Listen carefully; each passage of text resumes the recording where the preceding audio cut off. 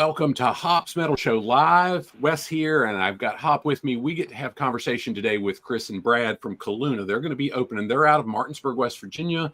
They're going to be doing a show at Backseat Event Center on, I think it's October 17th with Texas Hippie Coalition. And we've got some pretty cool questions for them today. We're excited to have them with us. Hop, why don't you kick things off and welcome them and get them rolling? All right, welcome to Hop's Metal Show. Hope y'all have a good time while you're here. I guess tell us a little bit about the history of Koluna. Well, we started during the pandemic. So we all had other bands except for Dave. We kind of met him during the pandemic, but we all had other bands kind of like folding at the same time in a way, or like losing steam. Like I think everything did, obviously, but it gave you a lot of time to start writing. So I was writing some new stuff that just didn't fit what I was doing with my other band I was in at the time. And started to talk to like Brad and Jason, and our drummer at the time, Hunter, came along with me to the new project. And then we met Dave, our vocalist, during like there was an outdoor event in 2020, and he had just been doing some kind of like covers on his own, just putting them up online and things like that. And listened to a couple of those, thought they sounded pretty good. Invited him over, see if he got along with us, and then he did. So just all five of us kind of came together. So like our official start would have been June of 2020. And it gave us a lot of time going into 21 because there were really no live shows happening. Obviously, even with outdoor stuff, there was like one or two, and then that'd be about it. We gave that the time to get tight and get ready. And then May of 21 rolls around, and then we were ready to go as soon as things started opening back up. So this isn't scripted, but I'm going to ask it this way. Here, I'm already starting. Were you doing the little the Zoom type practice with one another? Like I see some videos now, or were you actually catching up together and taking the risk? We got together. I would send them kind of like the demo stuff that I was working on, and then Brad and I would hang out, and he'd work on the tabs and stuff. We'd send it to Jason to practice, come to practice, and then do our thing. I work from home full time. I was like 4 days a week anyway. So I really wasn't interacting a lot with a lot of other people as it was during the pandemic. And then we just kind of got together. And I think at the time, were you hybrid or anything like that at times, or like? No, I was in the office full time. So things didn't stop for our jobs. Obviously, we just kind of kept rolling. Unfortunately for me, I got to stay home, so I didn't really interact with people. So I was actually happy to get together with other people and still do that thing. So.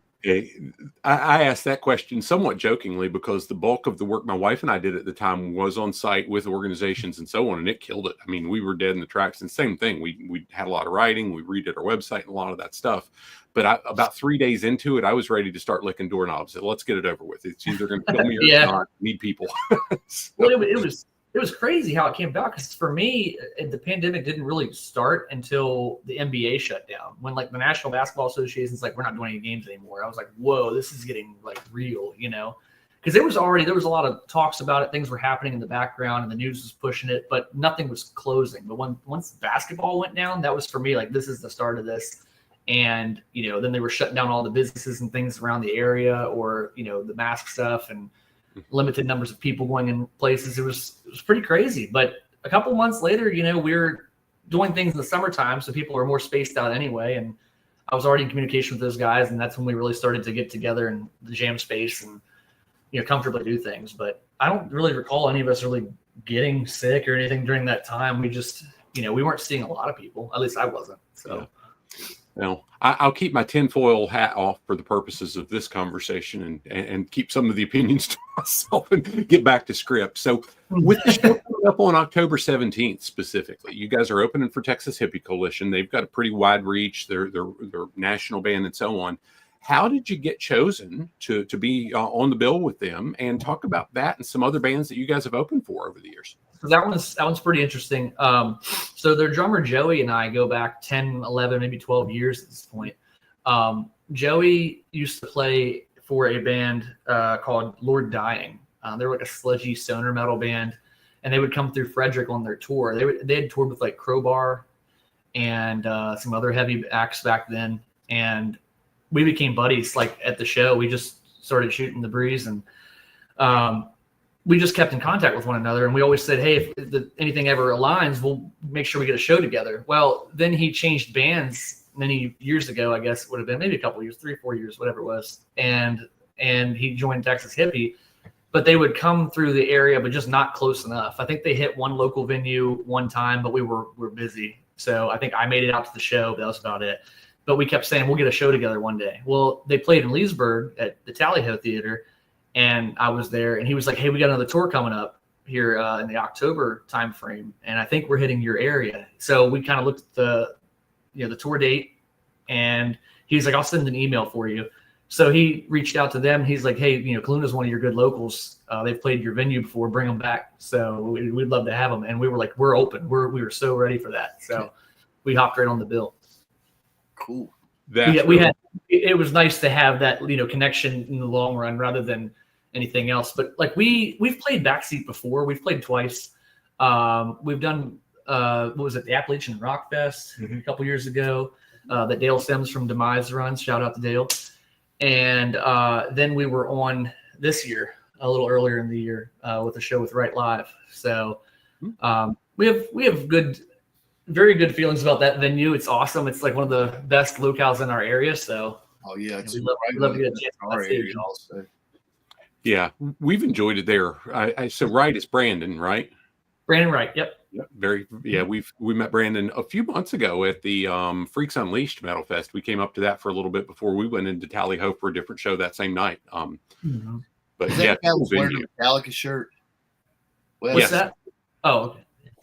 Yep. Yeah. The Freaks Unleashed was that. I mean, I wasn't there, but the lineup that they had was really interesting. I mean, Byzantine is one of the top metal bands of West Virginia. So for them to come through our area was really cool.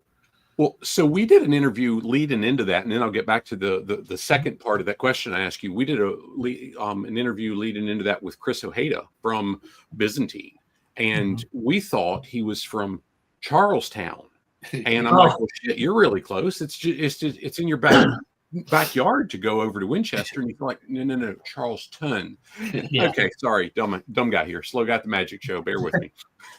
So yeah, it wasn't 30 minutes. It was like 4 hours. No, 6 hours. I mean, it's crazy how big our state is, because from where we are, we can go to Baltimore, Maryland in an hour and a half, and DC and stuff. And we can even travel to New York City in 4 hours and some change. But to go to Charleston, 6 pushing 7 hours.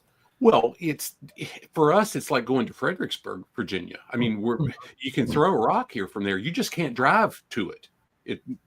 If you've got a helicopter, you're there in 3 minutes. If you've got to drive, take 2 weeks and pack a lunch. So that's another. That's another spot. That's another area we want to get down to. Fredericksburg's got an arcade down there called Reclaim Arcade that I keep my eye on. It looks pretty cool. So we saw.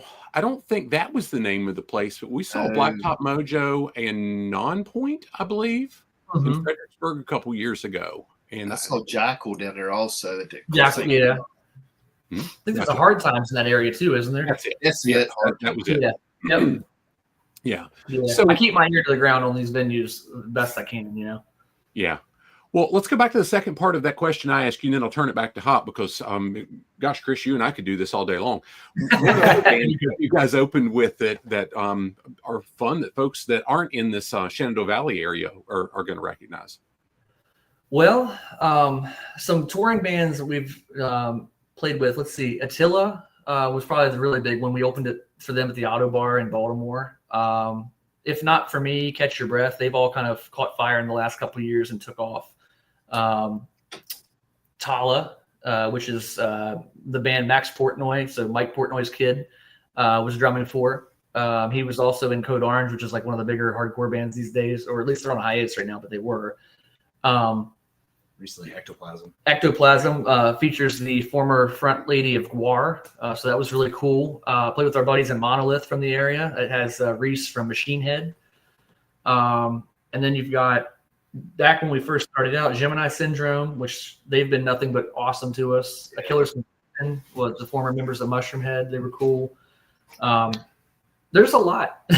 We've played with a lot of really cool touring acts, and they've all been really cool with us. And our local scene is really strong up here too. There's so many bands that shout out. We could go all day, but we've been fortunate each year so far that we've had a couple of big shows each year with some big names, and they've been nothing but cool with us. So very cool. Yeah, Chris, with y'all's local scene, do people talk about Wrathchild America up there because that's where they're from, right? So yeah, Shannon Larkin, being from Martinsburg, Hagerstown area, yeah, there were definitely people that still follow along with his career, but I think he just wrapped up touring with Godsmack, didn't he? I think. Yeah, he played. They're getting ready to do a benefit concert. We've got to know Brad pretty good. We've interviewed him, a couple times. Bob and Brian from Kicks. All the guys are huge up in y'all's area. Yeah, oh yeah. Well, our former drummer Hunter, he was related to the frontman from Kicks, Steve Whiteman. Yeah, we actually got to go to his last show because they gifted us tickets to go see him. So that was really cool down there. I forget the name of the spot, but the pavilion.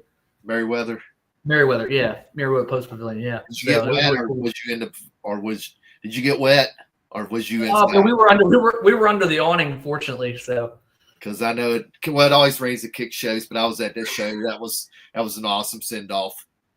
Yeah, oh yeah, yeah. No, I appreciate Hunter for taking me along to see that because I'd never seen him, so it was certainly a cool way to see Kicks. Was the last show.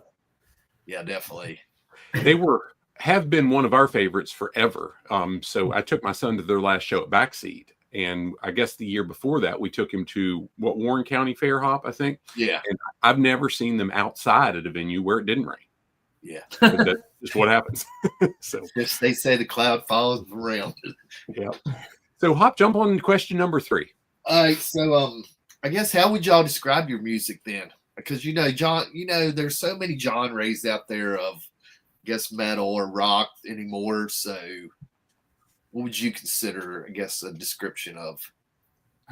If I describe it, I guess we started out as sort of like a gent style band, but I describe it to most people as like a groove metal. That's the easiest way for me to describe it anyways. We're kind of all over the place, especially as we evolve. Yeah. But yeah, that's the easiest way for me to describe it. Probably gent, progressive, sludge, stoner-ish at times. Groove though is more of the direction I think moving forward. Really, I just want to write stuff that makes people headbang or just enjoy themselves, and resonate a little bit. So yeah. Earlier you talked about the band you were in, the stuff you were writing didn't really fit that, and that's what led to where you're at now, and that's how you guys kind of got together. What are some of the influences that led to what you were doing, or maybe what's taking you in the direction you're in now? I always tell people I have it on my arm. I've got a Gojira tattoo and a Meshuggah tattoo right here.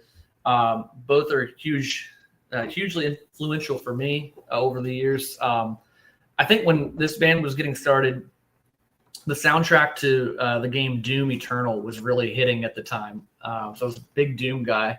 So those couple of things combined, and then just keeping my ears open to anything that could just kind of come in and influence what I'm doing. A lot of times at this point, it's me just messing around on my computer. I'm starting to mess with synthesizers and things in the background to kind of give more, life to the music. And sometimes I'll hear a couple noises and I'm like, these sound really cool together. Then I start writing guitar over it and programming drums and things like that. And sometimes it just takes a life of its own. But those are definitely the bands that influence me. I know Brad's got a lot of different, diverse directions that he goes. Because we definitely come from different backgrounds when it comes to metal. So I kind of brought things to the table and we just kind of ran with it in this writing style. But all the guys in the band have always had just different bands that they've loved. None of them are sitting in the same subgenre of metal. They're always from different walks. And I think that's what brings the uniqueness to our band is that they're coming at my direction with their own spins and takes. So Brad, let's hear yours a little bit. Well, I was in a band prior to this called Vetus, and I wrote most of the music for that. It was mostly a southern metal mixed with some doom, progressive doom. And as he mentioned, the band just sort of started devolving, I guess. And I've always enjoyed Gojira and Meshuggah, but it wasn't exactly anything that I was really looking out for. So I listened to a lot of I still listen to a lot of doom, but I like more I don't know, more chaotic and artsy metal. Like I really like bands like Sumac and Thou and bands that write really, 20-minute songs that are more or less overtures. So I come at this and I'm like, okay, I know this stuff. I'm very fluent in this style of music, but at the same time, like I appreciate all kinds of music, all kinds of metal. So I love what we're doing, but it's not something that I've played before. And when I came into it, I'm like, yeah, I can do this. This is gonna be fun. It's gonna be cool. It's gonna be different, and it's nice to have that as something that I'm doing, and then having something else on the side. So it just keeps everything. It allows me to do a bunch of different things. And I'm super appreciative of the different directions, but more so the different backgrounds that my bandmates come from, because Brad's a schooled musician. I mean, he played in like the Ravens marching band. He's played in front of like larger crowds than we've played in front of overall, even though we've played in front of some big groups of people, but he's done that before. Jason was in like 4 or 5 really good local bands over time. Garrett, who filled in on guitar, is a teacher of music. Nate teaches music. I just learned on my own, did not learn anything more than tabs and YouTube videos. Like I didn't get the schooling that they have, but yet they're following along with what I'm writing. And I'm like, I couldn't be more appreciative to have good musicians and talent, around me. So it's been pretty cool. Yeah, we got to resemble that remark a lot. Sorry, Brad, I stepped on you there. Go ahead. Oh, no, it's fine. It's I watched a documentary a while back about Captain Beefheart, and I don't know if you're familiar with him, but essentially this guy comes in and he didn't have like a formal musical training, but he wrote this amazing music, and he brought in like some of these really amazing musicians, and they would sit there and they go, what is this? And they end up, figuring out what he's writing, and they put out these albums, and now he's, renowned as like one of the greatest musicians of all time. And so that's kind of how I come into this band. I'm like that, I never would have thought to write something the way that Chris writes things. And it really kind of broadened my horizons in terms of like how to approach music and what have you. Because having a very formal music background and coming up through like orchestras and brass ensembles and what have you, it's really neat to look at it through a different lens. It was funny though, when we were working on like one of our first tracks, Mental Warfare, from our first EP, Brad and Jason at first struggled with a certain timing of a part, and Brad sits there and starts like tapping it out. He's like, that's a 5/4, and I'm like, yeah, sure. Like whatever it is, this is how I play it. So yeah. Well, you figure, I mean, they always say Ozzy just got the gig because he had a PA, and he's Godfather of metal. Mm-hmm. R.I.P., man. Yep. Hop, back to you, brother. All right, so when I was looking on Spotify at y'all stuff, and I seen you got 2 full albums and a single, and Spotify's got to be correct. But what was the recording and writing process of when y'all sit down and write songs and albums? Do you plan on doing albums in the future or singles? Because some bands are doing albums, some bands are doing singles, and right. I think there's like a little bit of a hybrid situation going on right now. I think at first I was writing music that when we wrote the lyrics for it, it would have some sort of story. It would have like a background that people could kind of identify and affiliate with in terms of lyrical if they just read into the lyrics, but it was also a story. So the first 2 EPs were story based, and as we were getting to the third one, we've been running into time issues with just studios and our own lives. Like we've had so much going on in the last couple of years in our own lives. Like my grandma that I took care of passed away. Brad went through some family stuff. Jason moved. We brought in Garrett for a little while. Garrett was in and out. We changed drummers. Like we've had a lot of things that lost some momentum. So getting back to the studio time on top of that with finding the time to go, because right now the guy that we record with, there's 2 fellas. We are recording with our friend Landon right now, but I think we're going to work on like another full EP possibly in the background of what we're doing singles with Landon, with our buddy Greg, who did our first EP. He kind of got out of the game for a little bit, started a different band himself. That's got off the ground now, and he's a little bit more comfortable with time. So he's like, hey, I've got time to record again. And we're like, well, we felt like we were most comfortable recording with Greg. So we're going to get back with him here in a couple of weeks and start on another slate of songs that we've been playing live. We just haven't got to record yet. But the recording process itself generally stems from me having some riffs that I like, maybe hummed into my phone or recorded into my phone. I go and start programming drums for it, laying down some backing tracks, recording the demo section. I'll send it to the guys, see what they think. If no, bad feedback, I'm like, okay, Brad, come over. We work on the tabs. So he's writing out the note by note tabs for the guitar parts.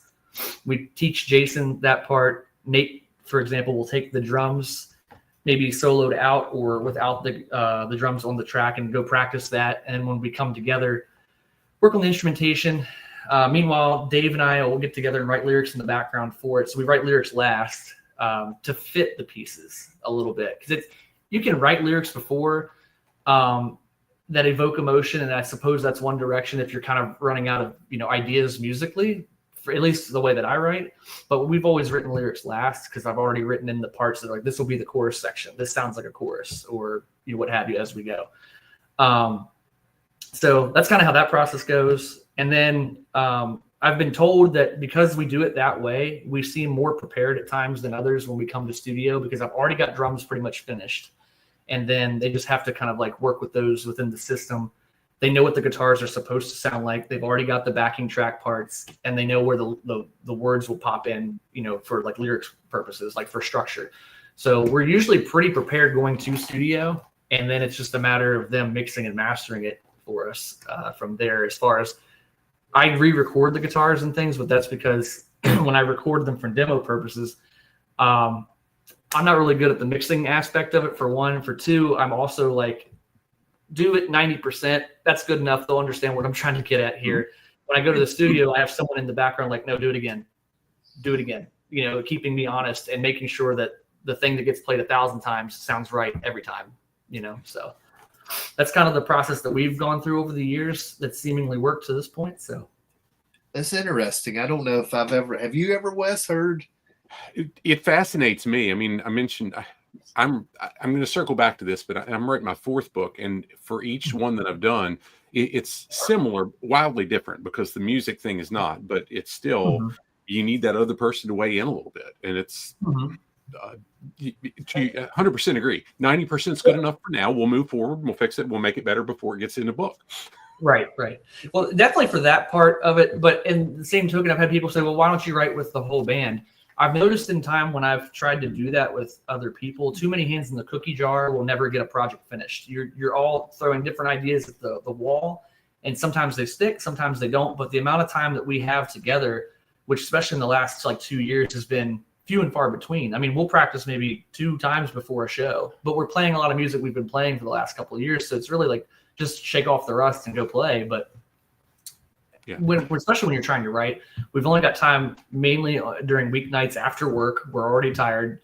If I have an idea and I can throw the whole thing to the guys, I'm like, if you have thoughts on parts to change or anything like that, cool. But if not, let's run with this. It's a pretty finished idea. So it worked out pretty well that way.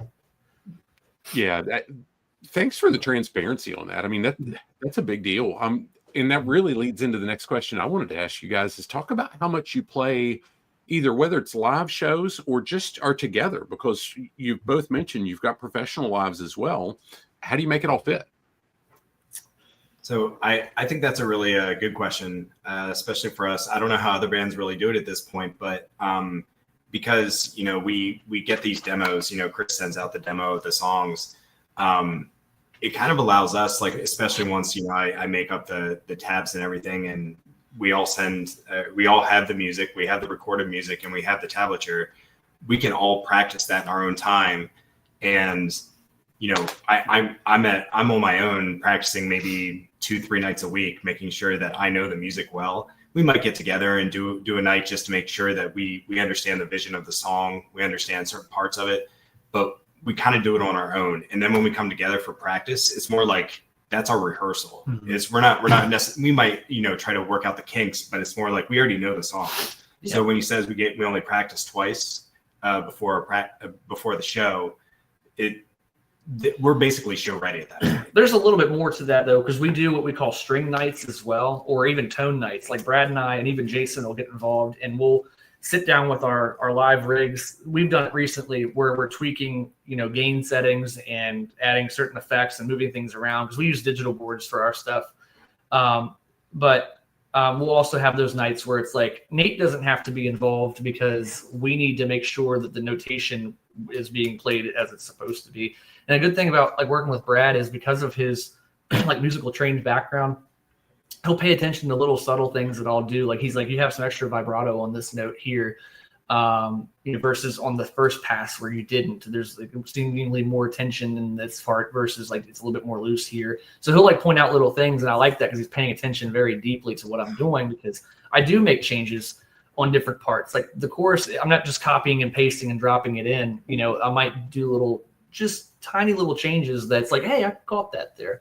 And he pays attention really well to that. And then that way, when Jason's learning with us, sometimes Brad will be like, no, we played that on the 3rd fret there on this transition on the 3rd pass. So he's just, very attentive to that stuff. And I appreciate that because I like to pay attention to small detail like that. So how often do you play live shows then? We ideally, if our lives allowed for it, would be 2 to 3 times a month probably. But because of how busy our schedules have been, it hasn't allowed for it this year. I mean, we transitioned to a new drummer at the beginning of the calendar year, and he had, let's see, band camp because he directs the drum line in our local area at the local high school, and then he also has other things like the football games. He has to be there to help direct too. So it's kind of crushed some of the weekends going into the fall here right now, for sure. Also, over the last couple of years too, we've noticed that some of the contacts we've had for outside our area or the venues themselves have went, and closed up or changed hands or something like that. So we're not doing as much as we probably would like to, but at the same time, we have a lot to record. So we should probably be focusing more on the recording aspect and coming back fresh because you can only play the same stuff so long, especially not being a touring band any more than regionally. We're going to hit the same areas rather frequently, especially our home area. We'll play a couple times a year, and you want to bring fresh stuff, like a different set of music if you can. I don't really want to go back and recycle the old stuff. I'd like to bring new stuff, show up with new merch, show up with new songs, kind of, revitalize our band, reinvigorate, the show a little bit. So right now, I think we've probably done the last couple of months a show a month and practiced twice a month if we can. September, we're off. We're getting ready to finish a single in studio. We got vocals left to do. We're getting ready to go start tracking guitars and stuff around the 21st, I think, for some of the newer songs. So we're keeping busy on that side. But then the next show would be the Texas Hippie show at Backseat. We have another one coming up, I think, in November, and then that's all we've got booked. That's in New Jersey. It'll be our first time in New Jersey, so that'll be really fun. But after that, we're kind of open-endedly looking at the calendar and seeing what kind of pops up. 2026 is completely wide open, I think. So Hoppy kind of answered 7, but I'm going to let you reframe it or do whatever you want to do with that. But I want to say real quick how much I appreciate what you just said about making sure that it's fresh stuff all the time. Yeah. In the last 7 or 8 years that my wife and I worked together, that's been the piece that we've had to do over and over and over. I mean, I mentioned we're creating and writing stuff all the time. And honestly, that's opened a lot of doors that if we were doing the same shit every day, wouldn't have been open.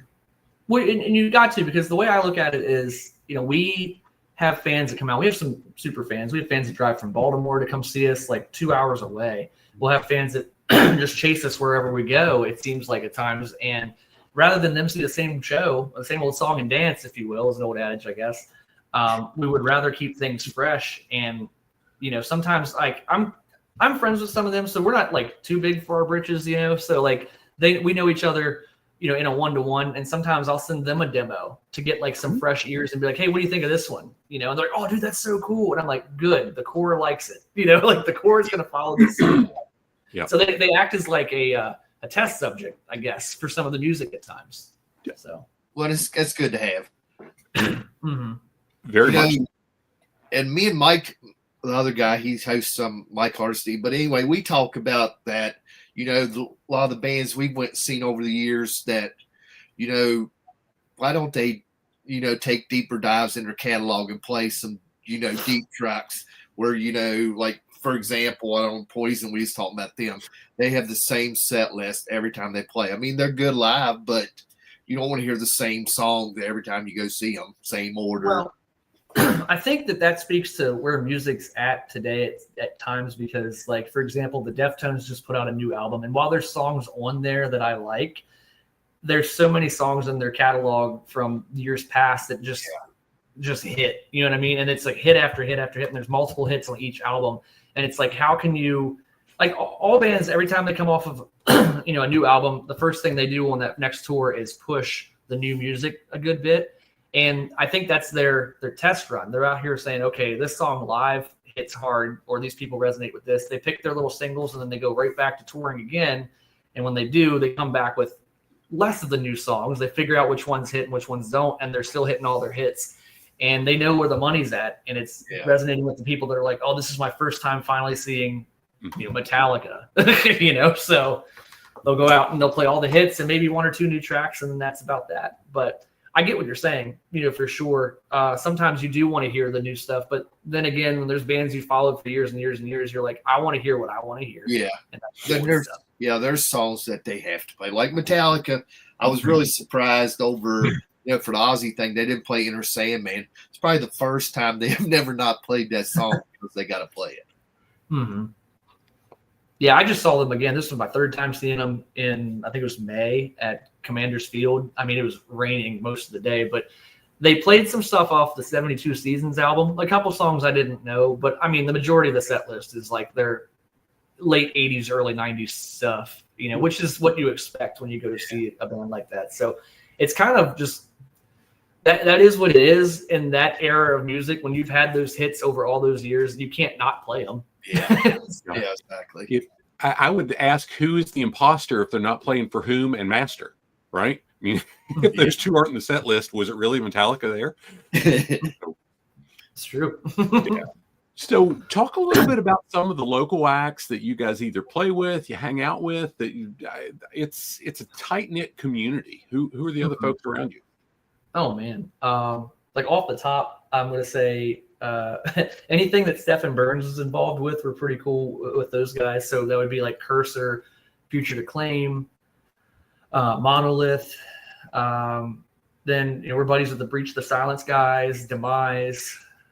We used to, when we first started out, we were playing a lot of shows. We were on shows with Finding Dime several times. I think they just started coming back more recently. Half-Heard Voices, Ashes of Everest. Ashes of Everest. Yeah. There's so many bands, and our local area. We were fortunately, I don't even want to say oversaturated, but we do have a lot of good talent here, and the music resonates well. We had a couple of local fests over the years, like Rock the Panhandle, which transitioned into Appalachian Rock Fest. There was Chaos Fest that Corey Venable ran for a little while. So, and Right Live being involved with most of that. Right Live is what kept our scene alive during the pandemic for sure. Kept shows kind of coming back and bringing bands in immediately. So we fortunately got in with a lot of bands. PA, we had Dinosaurs in Paris. We were cool with there for a good while. Blood and Earth. Yep. So they support us heavily. So there's so many bands, and it's great that our scene is as friendly as it is. Yeah. Do you guys know Chris Jacob? Didn't ring a bell. I almost thought he said Chris Jenkins. I was like, I know that guy. No, I don't think I know him. I think Chris Jacob, he's in a band called Last Two, but he's the one that did the Freaks Unleashed. Oh, okay. So that came up out of like nowhere for me. I didn't even know about it until I just saw it get announced, and I was like, I don't know that production, company or who is working on that. So that makes sense. I'm like, I hadn't heard his name before, but the lineup was so good. Yeah. I don't know that he'll do it in Winchester because that wasn't home for him. I think he's in Martinsburg as well. Okay. But that might be a connection we can make. Are you guys familiar with Flaw? Yeah. Mm-hmm. Yeah, I know the name. Mm-hmm. One of the guys that plays guitar for them, we've gotten to know, just like you were saying, that's kind of where I'll wrap up before we just open it up open-ended. We've I drug hop along to see Blacktop Mojo a number of years ago, and I'd been just stumbled onto them. It was just kind of neat and so on. But we got to know most of the guys. But a guy named Chuck Wepfer lives in Wisconsin, and Chuck plays now for Flaw. And that same just building the friendships. It's been really neat to see where they go in the different directions, because just like you said with the drummer from THC, being here's why you're playing, because you knew him from another band.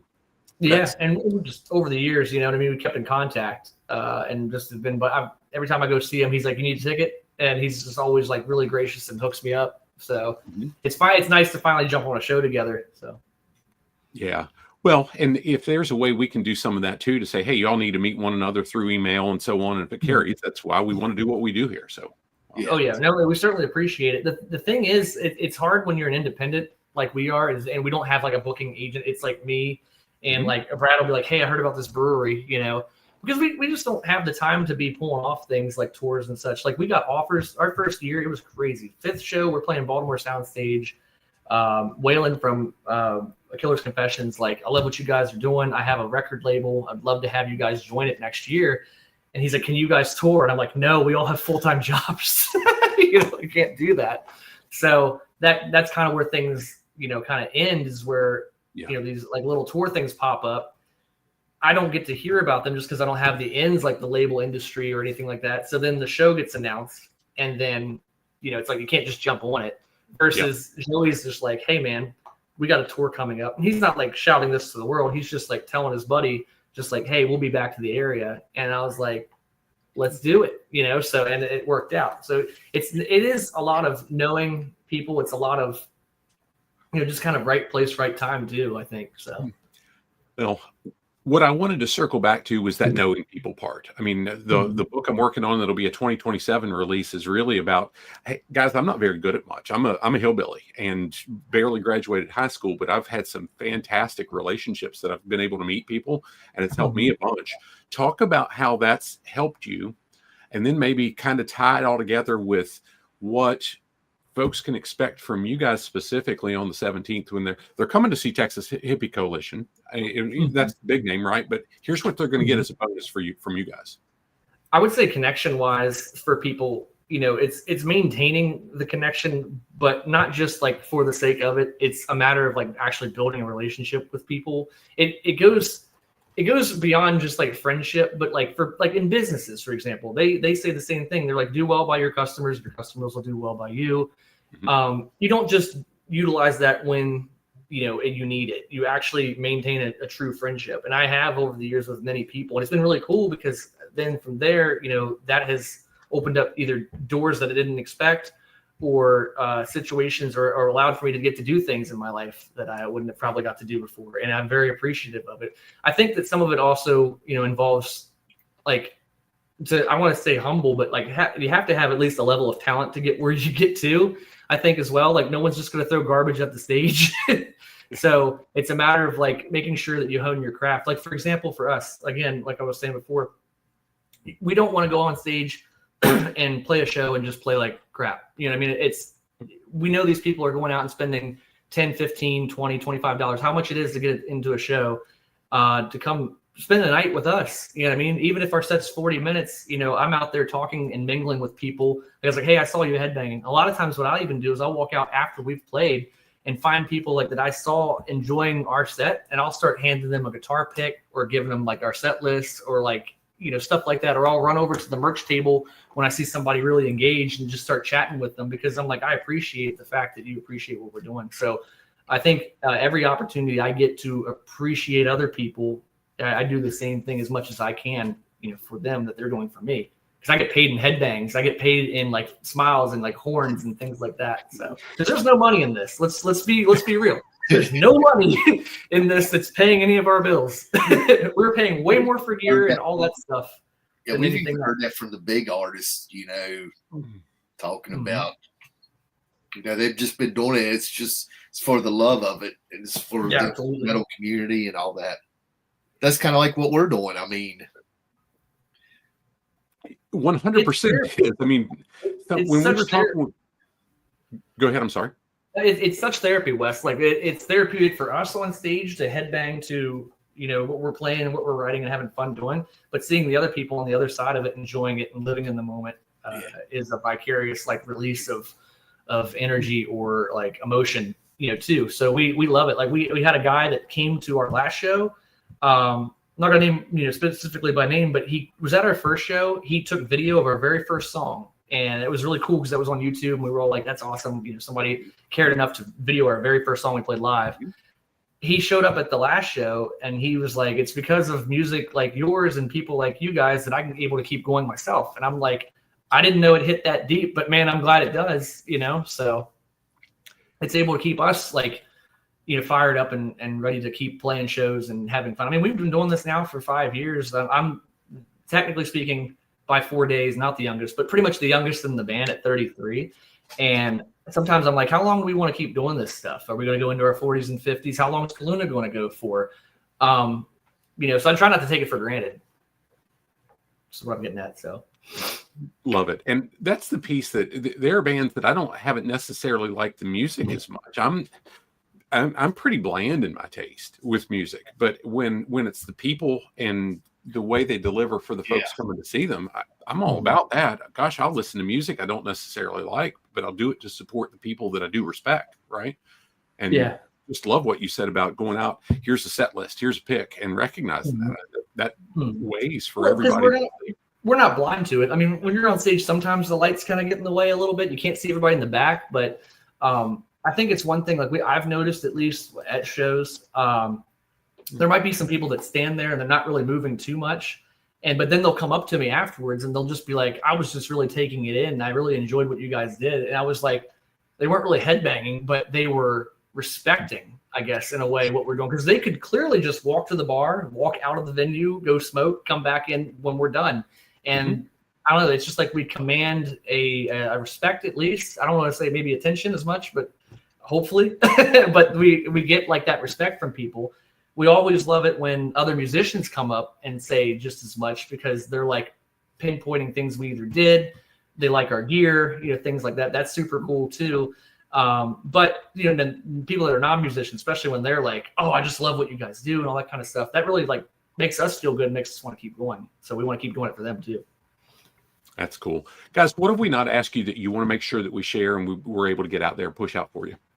Oh, man. Well, the remainder of our band that's missing today, we've got, so we want to shout out Jason, our bass player. We want to shout out Nate, our drummer.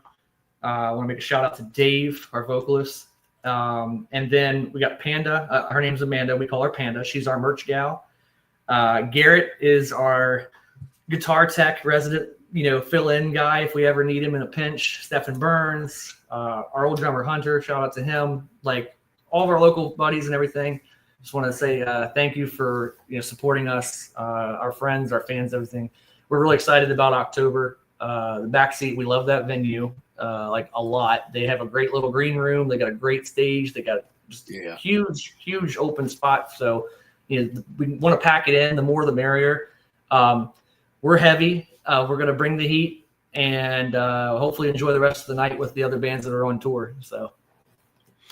And do you want to make a plug? We can add a comment over in a link in the comments and whatnot. Where do we get tickets? So on Backseat events website, you can get them there. I believe they probably have a Facebook page or event page for the show that probably has the ticket link as well. We always appreciate follows on Facebook. That's probably our most active social media. Instagram too, but we tend to stay with Facebook mainly. We're a little bit older. We like that. We like that page. So yeah, just follow us on there. Keep up with us, and we'll have some new stuff out here hopefully soon. Very cool. Well, we'll put that in the in both the links separately. One for the tickets for the event coming up on October 17th, but also your Facebook. We'll put that in the link as well. Hop, anything else you got before we call it done?